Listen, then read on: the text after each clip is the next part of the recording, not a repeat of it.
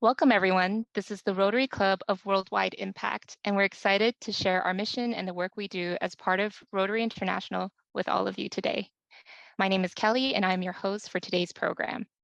Rotary International is a global network of 1.4 million neighbors, friends, leaders, and problem solvers in more than 46,000 clubs, all united in the common goal of making a positive impact in our communities and worldwide. As a Rotary Club, we approach every conversation as an opportunity to learn and grow together.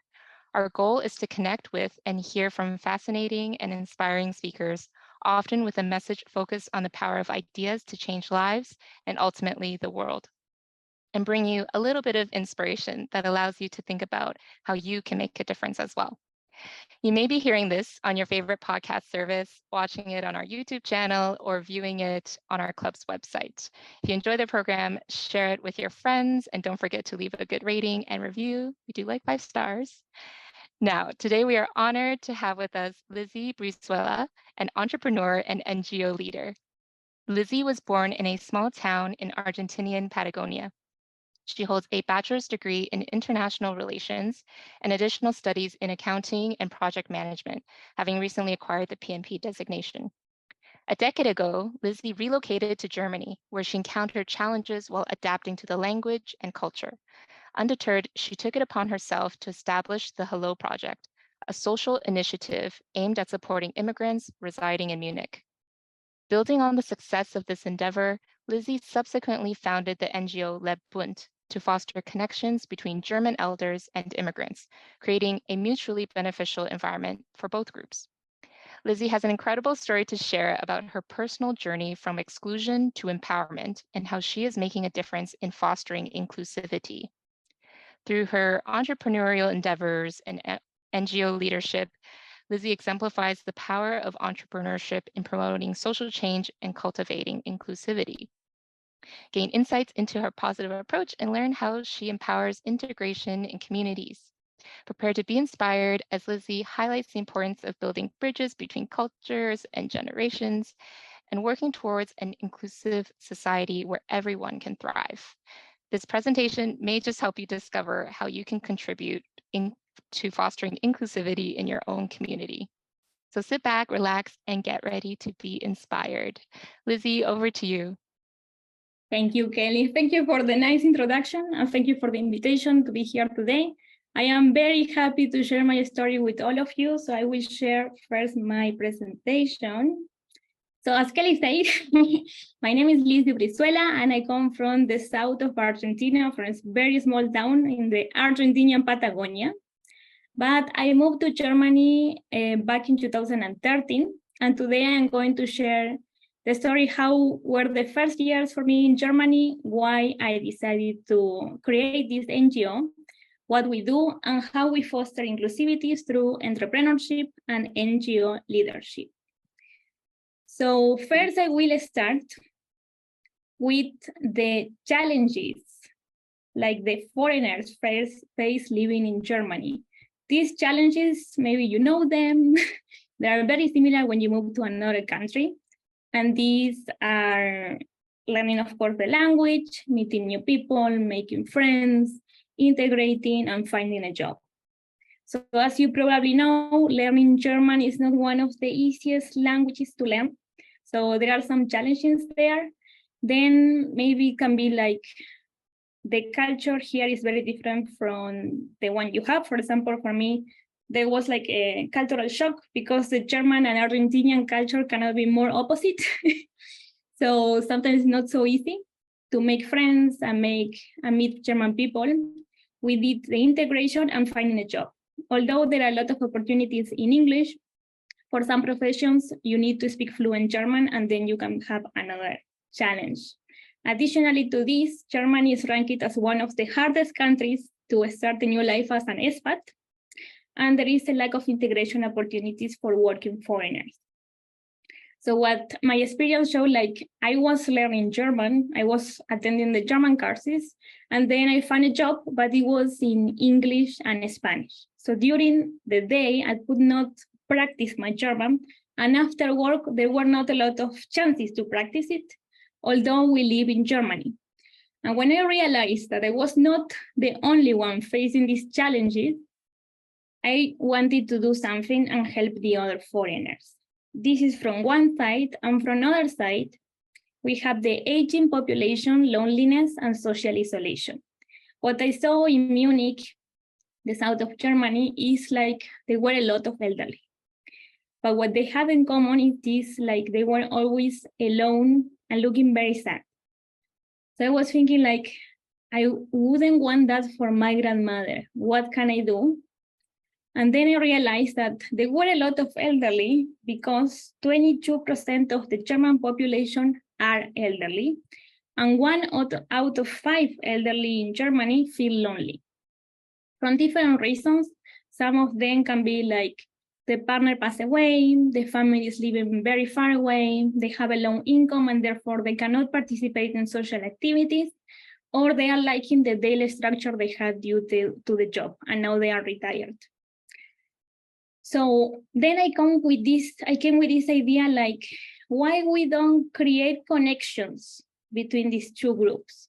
Why we don't bring together these foreigners that they want to practice German, get to know more about the German culture and people, and we bring them together with elderly that they are mostly German, they have time, and maybe they also want to meet new people.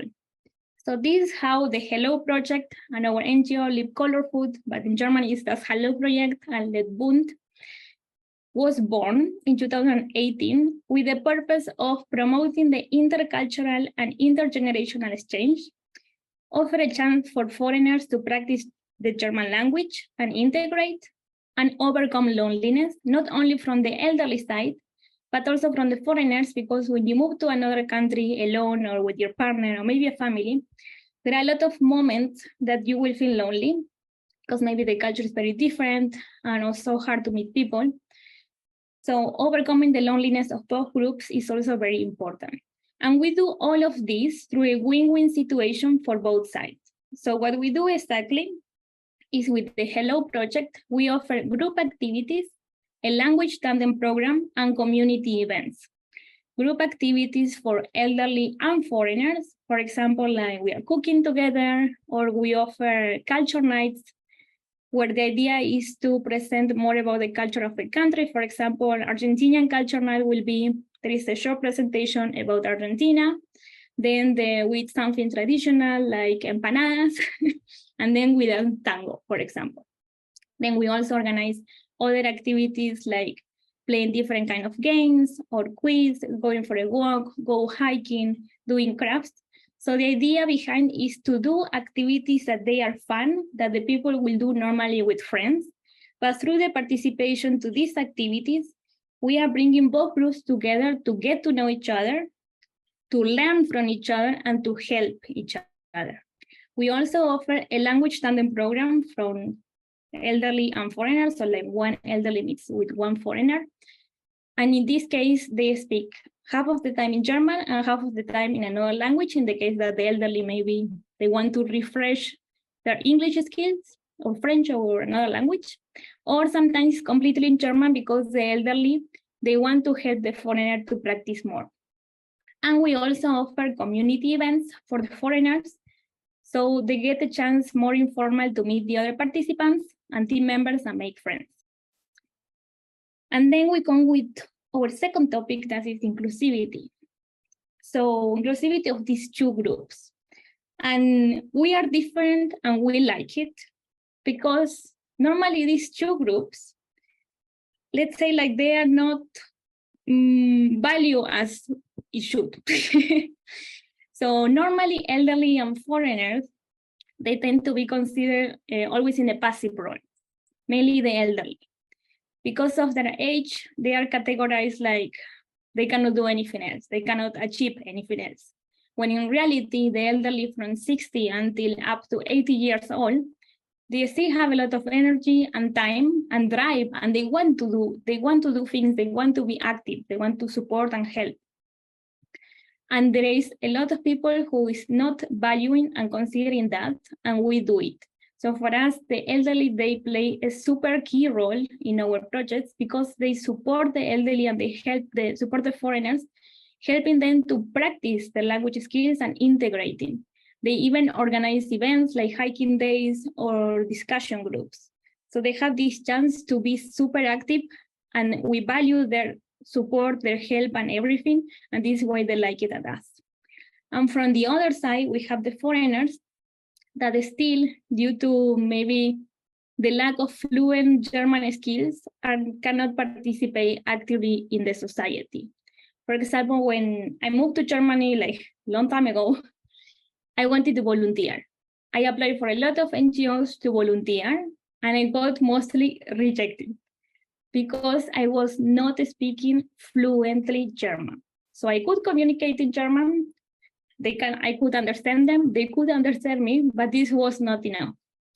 And when you are like doing the effort of learning the language, integrating, and volunteering is also part of the social integration, and this doesn't work for the person, this is another thing that I can do. And this is very frustrating. When in reality, we should value these things, the experience of the volunteers, their time, the motivation to help. And the crazy behind this is like this is still unfortunately happening. So last year, I went to the representation of the NGO to an event where there were maybe like 40 other NGOs and social projects in Munich.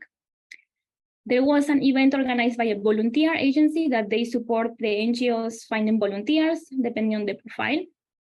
And the organizers asked us all, hi guys, we have a lot of people who would like to volunteer, but they don't speak fluent German. Is there any organization here who would like or who could take volunteers that they don't speak fluent German? Can you imagine how many of these organizations raised their hand?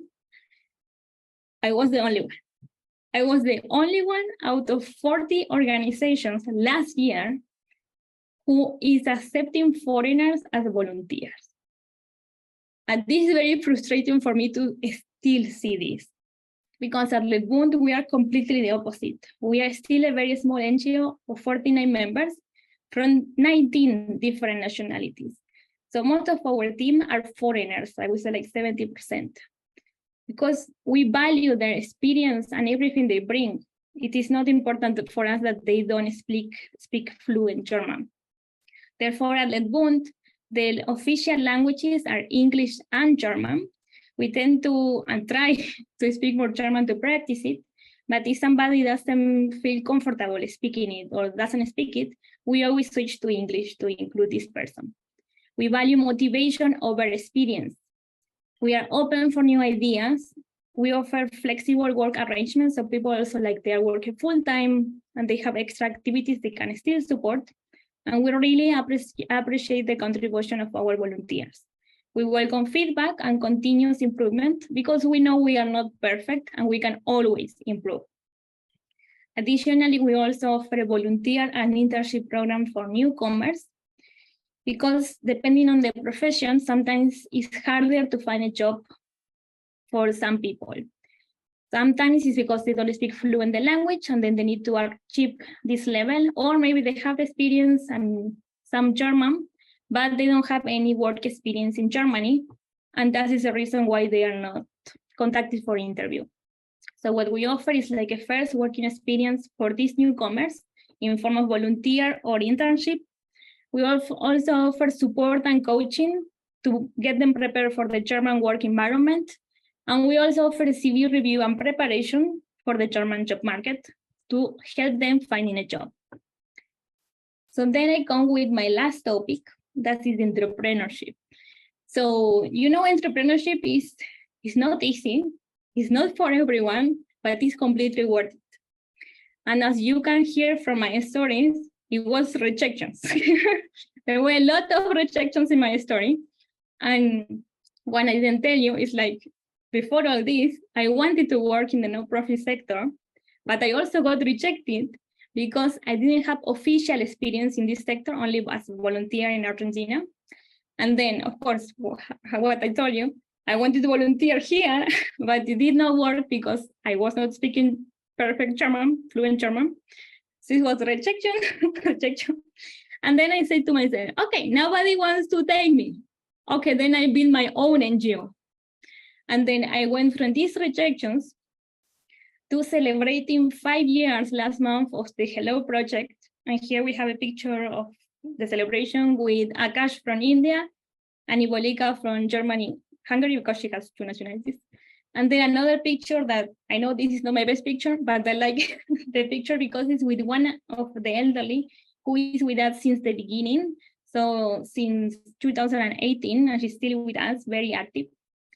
To this picture with Merkel that I don't show it for political purpose, but to represent what it means for me, because I come from a very small town in the Argentinian Patagonia to creating this NGO, supporting the team and helping people and meeting Merkel for some seconds. This is a big achievement for me.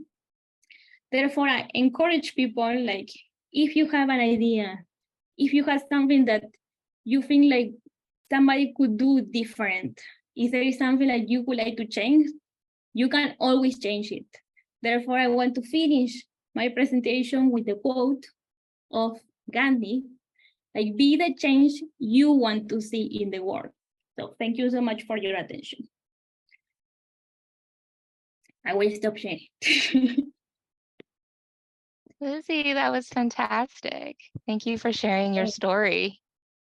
I love that last photo. I know, like, maybe you wouldn't share for political reasons, but just the achievement of that, like, coming from a small town and then one day meeting the chancellor. Yes, big achievement for me. I feel very happy. There were some seconds only, but still very happy. No, regardless. Yeah, no, you need to own that achievement. I think, yeah, it's incredible what you've achieved so far in such a short span of time too. And it was a bit disheartening to hear about all of the rejection that you encountered, especially, and I like how you mentioned that the organization really focuses on motivation versus experience. And I think that might even be a cultural component here, that a lot of value is placed on experience. Have you done that exact job before, versus recognizing that someone is really motivated and may not have exact experience. Like you said, maybe I don't have official volunteer experience in a company, but I have a lot of volunteer experience outside, and just creating a safe place, an open place for foreigners to be able to have that valued. Thank you. Yeah. You mentioned before at the very beginning that you recognize there was a lot of lonely elderly, and you also wanted to get involved. Did you ever try this first before you created Das Hallo Projekt? Meaning, did you already have a tandem partner, or did you organize some activities like coffee dates or maybe going to a museum with somebody? So I tried a lot of times. So that's why most of them did not work out for different reasons. Like sometimes, like, you met someone and you don't have anything in common, or it's very hard to get an appointment with because the person is very busy. Or the worst of all is, like, you met with someone, you understand each other very well, and then you never heard for the person again. So this, for example, I try to avoid this in the tandem program that we offer. So we pay a lot of attention in the matching, in checking if the elderly and the foreigner, they have things in common, they live near each other, they have the same interest in, and then we do the matching. And yes, this was not my first project. So this is the second one, because the first one, it did not work. So the first one was very similar, but with the focus more in the poverty in the elderly. And because, like, you can imagine, me, foreigner, doing something new for elderly, poor, not working. So then I realized, okay, these elderly that they have a low income and they cannot participate in social activities, they don't need only the money, but it would be nice if they are also getting contact with other people. They start doing social things and meet people and stay less lonely. So I changed the poverty in the elderly to loneliness, and then it worked. But it's like, because I wanted to continue trying, so it's like what I told myself is like, the first one did not work. Okay, I will see what can I change, how can I adapt it. And then I told myself, like, I am going to give it all to make this work. but really all, because if this does not work, then at the end I can say at least I try everything to make it work, and then I don't have any regrets. But it works, so hopefully it's good news. We see here. Yeah, it sounds like your journey is really a story about perseverance. So no matter what barriers come up, you always seem to find a way. And it shouldn't be so difficult, but it seems like it's made you stronger and you've come out the other end. Now you've mentioned a lot of events that that does Hallo Projekt hosts. You're talking about the Argentinian evening. Is there an event that is very memorable for you? From the events, because we had like almost 200. Let me think. I cannot tell you like one event. I would say like the culture events are the best ones. One of the memorable ones I could give as an example, the last Saturday one, because it was an Iranian culture afternoon done by Mujan, our previous intern, now volunteer. She's only 1 year here in Germany, and she did a presentation completely in German. She's like super proud of her, and the show in the culture is super interesting despite all what is happening. And these kind of moments are like when the changes, when I meet everyone who participates at Hallo Projekt, foreigners and elderly, I meet them first and then they start participating. And what I really like is like the change that I see in the person. So I have, for example, from the foreigners, some volunteers that participants volunteers because they can do both, that she was also rejected by other NGOs because she could not speak German, but treated like not very correctly. And then she was, because this for her, again, this is another thing that doesn't work, right? So many things, she was finding a job, doesn't find a job, then she wants to volunteer, free work, and it still gets rejected. And for a person, it's like, it's too much. And then at the end, she was like organizing a lot of events, doing an internship. So, and then now she's working as in what she studied, she's working as in the finance department for another NGO. And she's super happy. And I really like enjoyed like how I saw this change. Or another example, it was from an elderly who her partner passed away some years ago. And also she was like, when I met her, like very, very sad. Like when you see only dark. And then she's the one, for example, like decided to implement these discussion rounds every month. And she did like almost 1 year long, participated to so many other events. And she was super happy with a lot of energy, like the complete transformation. So I have like, of course, like bad days or complicated days, but when sometimes I take the time during the events that we organize to just admire the situation, what is happening. Like, it's not like you see a group of elderly and group of foreigners, super different. No, you see like a group of people having a super nice time together, chatting with each other, laughing at each other. Like there is no countries, age difference, nothing here. And this is so rewarding to see.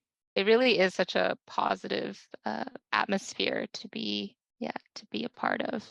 So I've asked quite a few questions already. I'd love to open the floor to our audience members. If you have any questions, please feel free to use the reactions icon to raise your hand, and I will pass over the mic to you.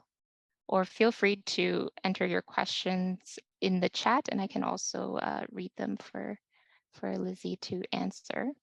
Lizzie, you said that the official languages are primarily German, but we are open to speaking in English with people. Are there any other requirements for membership to take part in these activities?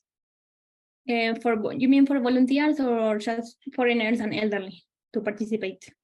The foreigners and elderly. For them, it's like the requirements to speak some German, like A2.2. We recommend this. It's not like a fixed requirement. We just recommend it because I want to avoid like the foreigners come to the event, it is completely in German and they even feel more frustrated. So that's why I recommend it. And then sometimes they come and then they come back after. But this is the only requirement in reality for the participants. And then, like, of course, openness and motivation to improve their German skills, to meet the elderly, to meet the foreigners, and to be part of the community and help each other. Great, thank you. And Jet has a question. Please go ahead. I was wondering, how do you get in touch with the German elderly? Is there an organization you're connected with, or do you? I can't imagine picking them up from the streets, but how do you find people working with you? Thank you. That's a very good question, because the elderly are not so reachable. So it is a hard to reach group, and therefore to reach the elderly, we work with cooperations. Okay. So we work with cooperation partners in Munich. That there is this big Alternum Service Centrum, is like an activity center, in other words. And there is one per neighborhood in Munich, and we work in cooperation with them, because the elderly, they know this institution. Yeah. And the trick is with the elderly is like they don't try new things. They go only for what they know. So you need to gain their trust.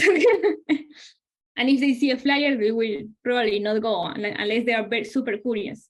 So we work with these different cooperations. We organize events with them.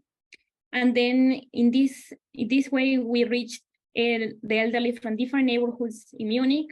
The elderly, they are not online. So because they see our program in a paper program, like really, like before, it's nothing online. They go to the center, they get the program, they register there, and they come to the events.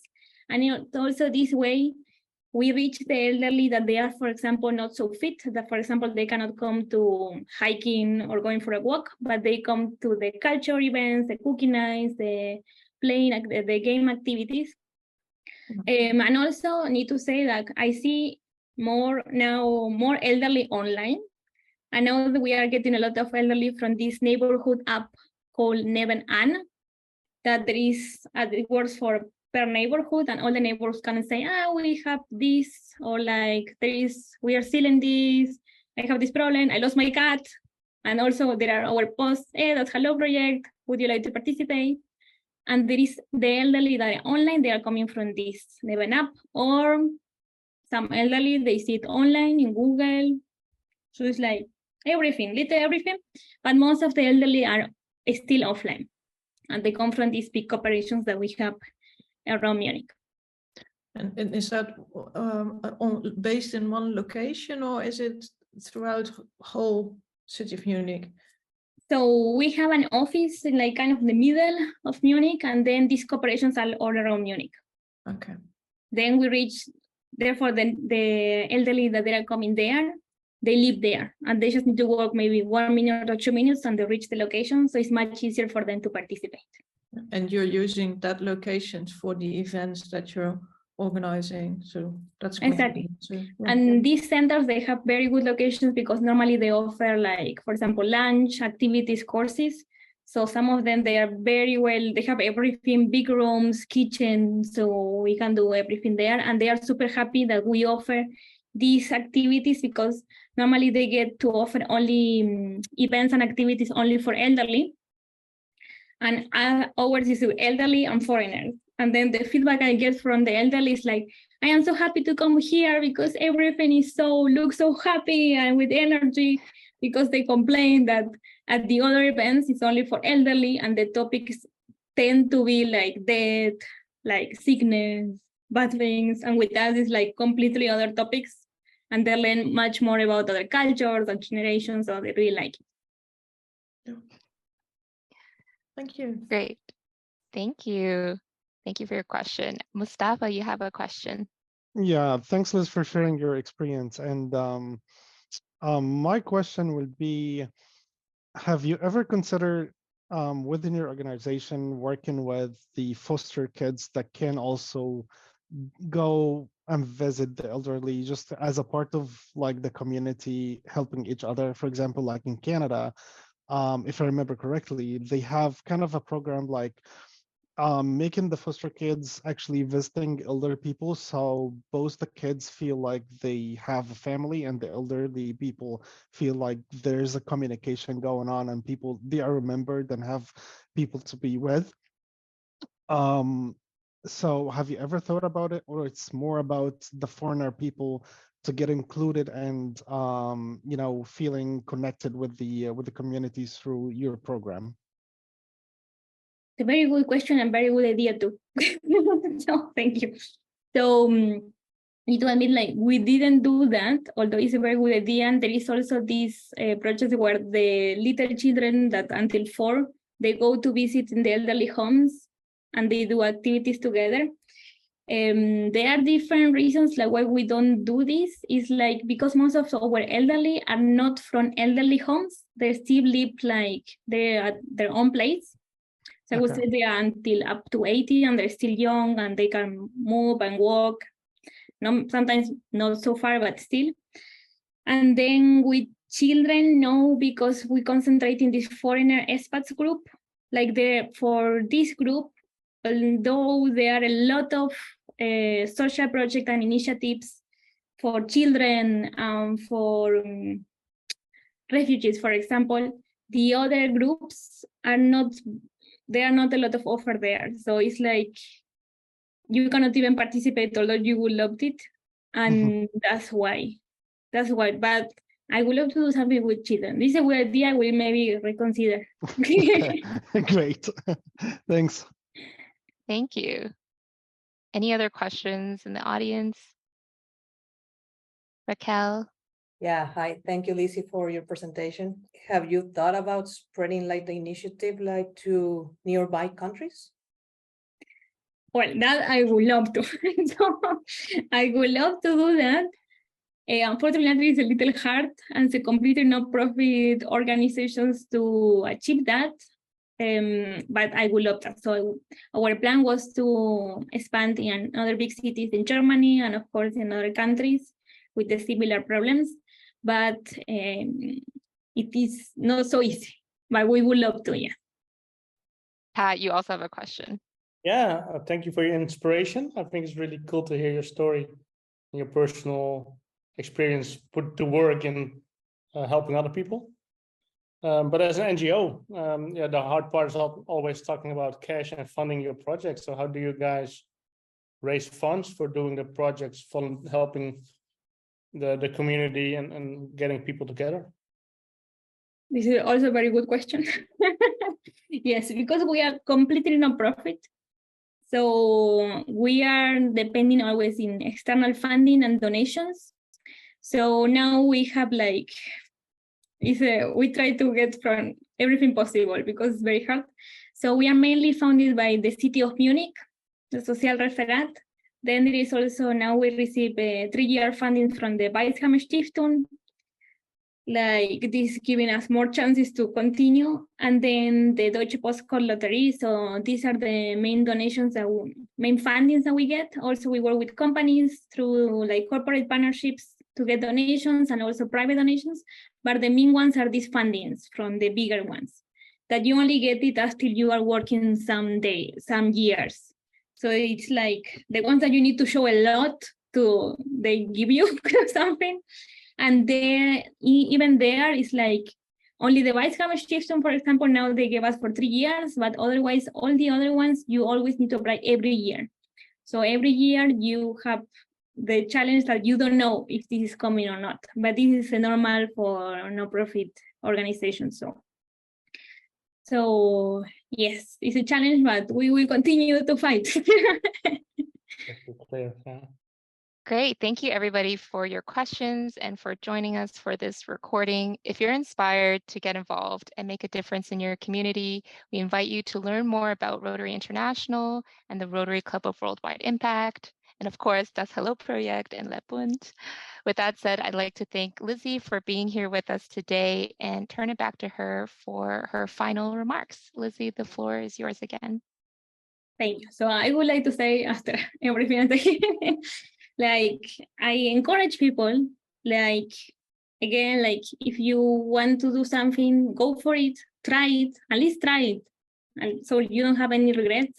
And if you cannot go big and go entrepreneur, maybe support the local community, support the small NGO with some hours.